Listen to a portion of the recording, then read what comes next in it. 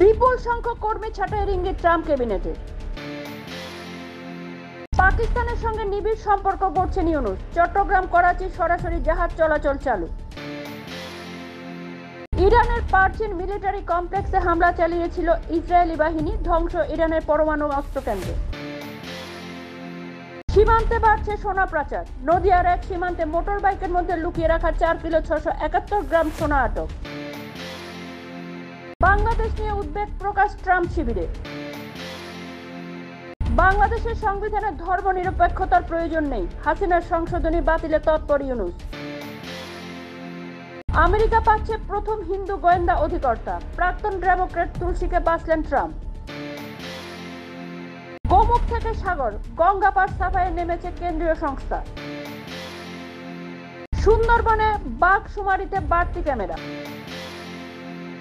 আচরণবিধি লঙ্ঘনে রাহুল ও শাহকে নোটিশ কমিশনের।